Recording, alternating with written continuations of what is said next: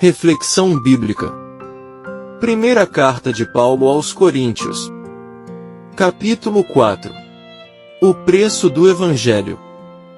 Em 1 Coríntios 4, veremos que Paulo apresentará a igreja e os ministros como servos de Jesus.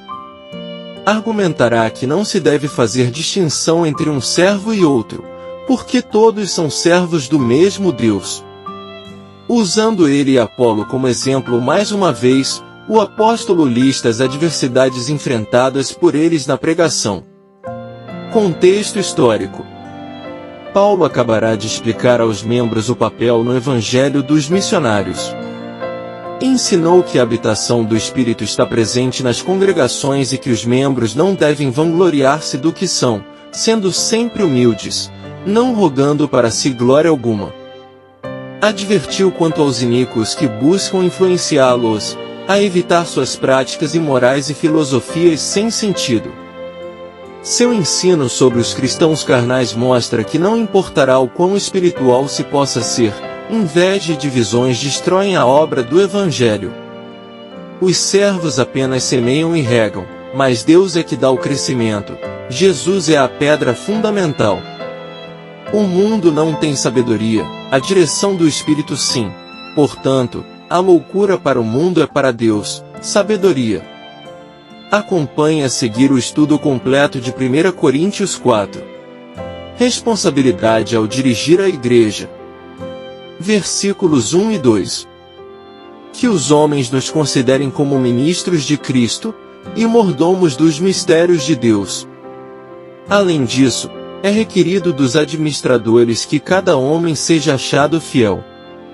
Paulo chamou os coríntios a reconhecerem as responsabilidades daqueles que administram a igreja. Deveriam considerá-los servidores encarregados de transmitir a mensagem de Cristo. Justificado no Senhor. Versículos 3 ao 5. Mas, para mim é uma coisa muito pequena que eu seja julgado por vós, ou pelo julgamento do homem, nem eu tampouco a mim mesmo me julgo. Pois eu em nada me sinto culpado, contudo eu não me sinto justificado por isso, porque aquele que me julga é o Senhor. Portanto, nada julgueis antes de tempo, até que o Senhor venha, o qual também trará à luz as coisas ocultas das trevas, e manifestará os desígnios dos corações, e então cada um receberá de Deus o louvor. Paulo tinha consciência de que a avaliação de sua mordomia dos mistérios de Deus, verso 1, vinha do Senhor, literal, mestre, e não de homens, muito menos dele mesmo. Todos os cristãos serão testados quanto à sua fidelidade à loucura da pregação de Cristo, e este, crucificado, 1 Coríntios 2 verso 2. Olhem para nós. Versículo 6. E estas coisas, irmãos, apliquei isto figuradamente a mim e a Apolo, por causa de vós, para que possais aprender em nós a não pensar a respeito de homens além do que está escrito, para que nenhum de vós seja arrogante um contra o outro. Paulo não revelou a identidade destes líderes desencaminhados e arrogantes. O fato de Paulo usar os nomes Apolo e Paulo era apenas um destaque. Na loucura de sua pregação, esses dois discípulos de Cristo ilustravam dramaticamente que não tinham feito nada além do que estava escrito. Paulo decidiu nada saber entre os coríntios a não ser Jesus Cristo, e este, crucificado, 1 Coríntios 2 versos 1 e 2. A igreja não deveria se encher de orgulho em favor de um homem em detrimento de outro. Eles deveriam se gloriar apenas no Senhor. Ninguém é diferente. Versículo 7. Porque quem te faz diferente de outro? E o que tens tu que não tenhas recebido? Ora, se tu recebeste, por que te glórias como se não o tivesses recebido? Paulo deu uma resposta retórica àqueles que se diziam superiores na igreja de Corinto. Quem recebe um dom gratuito não tem de que se gloriar. A ironia de Paulo. Versículo 8. Ora, vós já estáis saciados, já estáis ricos, vós tendes reinado como reis sem nós. E quiserem Deus que reinasseis, para que também nós pudéssemos reinar convosco. Com forte dose de ironia, Paulo disse que a disposição presunçosa dos cristãos de Corinto os tornava ricos, como se a glorificação deles estivesse completa e eles já estivessem reinando, sendo reis, na eternidade. Em parte, Paulo desejava que tudo isso fosse verdade, porque todos os cristãos estão destinados a reinar com Cristo, 2 Timóteo 2 verso 12. Espetáculo a anjos e homens. Versículo 9. Porque eu penso que Deus colocou a nós, os apóstolos, por último, como que nomeados à morte, porque somos feitos espetáculo ao mundo, aos anjos e aos homens. A menção de Paulo a um espetáculo, do grego, teatron, mostra teatral, se refere à arena para a qual as vítimas, geralmente criminosos, eram conduzidas em cortejo antes da última apresentação pública do dia e, em seguida, eram executadas diante de espectadores ávidos. Todavia, em vez de autoridades pagãs ou judaicas incrédulas, Paulo sabia que, em última instância, fora o próprio Deus quem escolheu apresentar os apóstolos desta maneira humilhante. Loucos, fracos e desprezados. Versículo 10. Nós somos loucos por causa de Cristo, mas vós sois sábios em Cristo. Nós somos fracos, mas vós sois fortes. Vós sois honrados, mas nós somos desprezados. Paulo apresenta um contraste alarmante, provavelmente como uma advertência à igreja de Corinto.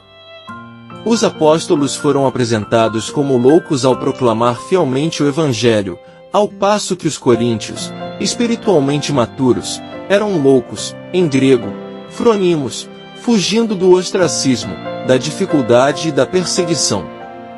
Em suma, parece que os coríntios estavam andando como os homens. O peso do Evangelho. Versos 11 ao 13.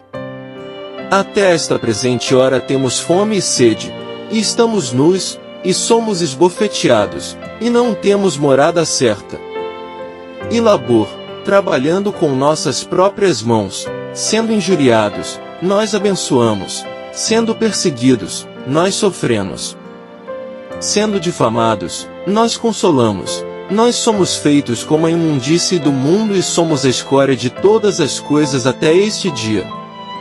Paulo descreve o estilo de vida e o caráter do ministério apostólico. O mundo e sua sabedoria humana os taxavam de escória e imundície, 2 Coríntios 2 verso 16, isto é, o resíduo, em grego, pericatarma, de pinicos e a sujeira, em grego, peripsama, de barris de lixo e de fossas, respectivamente. Os romanos faziam uso destes termos para descrever a ralé da sociedade. Paulo os adverte. Versículo 14. Eu não escrevo essas coisas para vos envergonhar, mas advirto-vos como a meus filhos amados. As advertências de Paulo eram admoestações de um pai amoroso a seus filhos. Eu sou o pai espiritual de vocês. Versículo 15. Porque, ainda que tenhais 10.000 instrutores em Cristo, contudo não tendes muitos pais, pois em Cristo Jesus, eu vos gerei pelo Evangelho. Paulo recordou os cristãos de Corinto de que ele era seu pai pelo Evangelho. Em contraste com seus atuais instrutores, Paulo havia fundado a igreja de Corinto, Atos 18. Sedes meus seguidores. Versículo 16.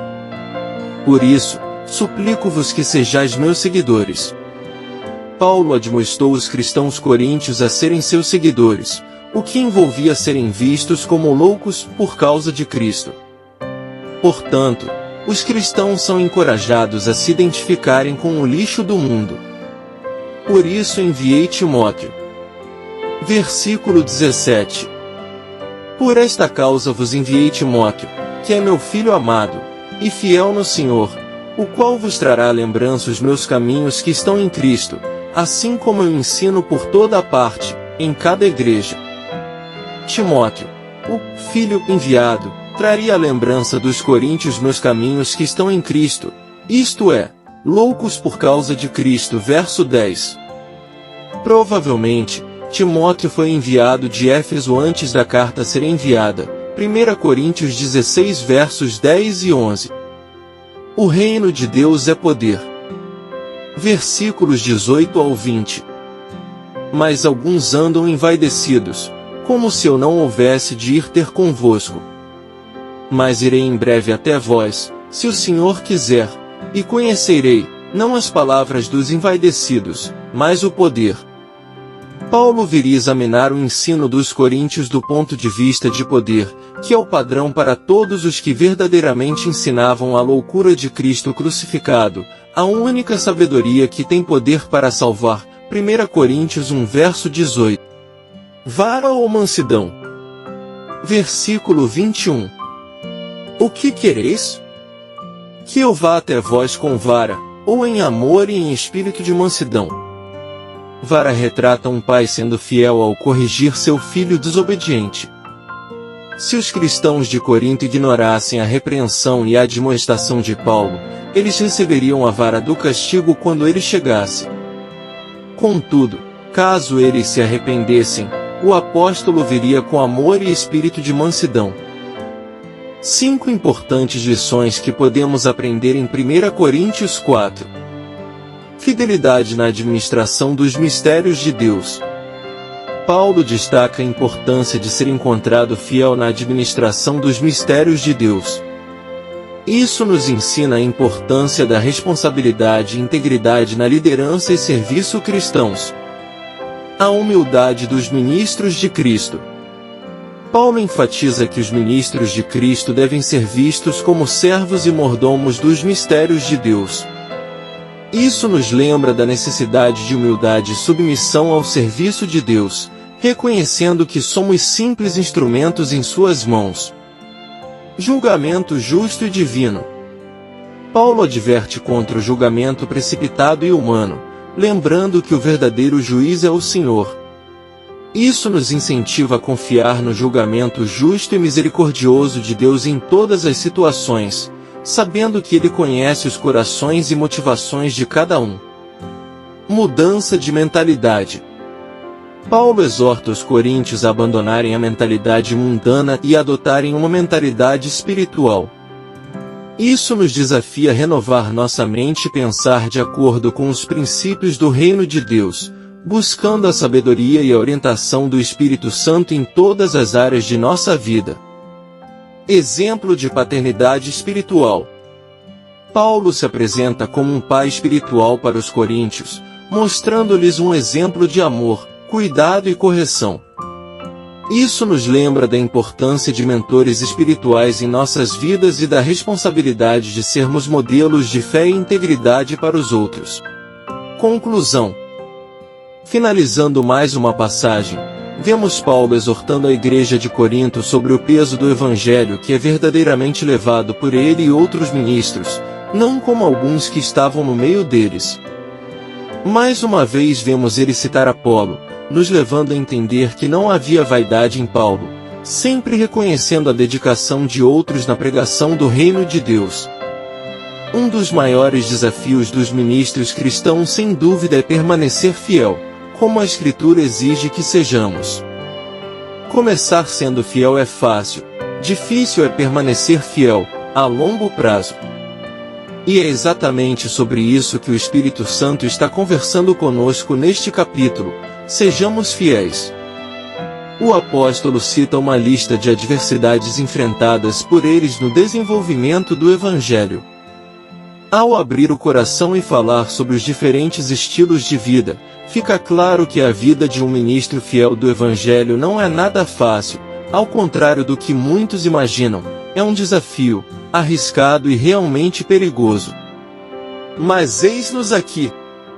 Graça e paz por parte de nosso Deus e Pai, e de nosso Senhor e Salvador, Jesus Cristo, estejam sobre nossas vidas.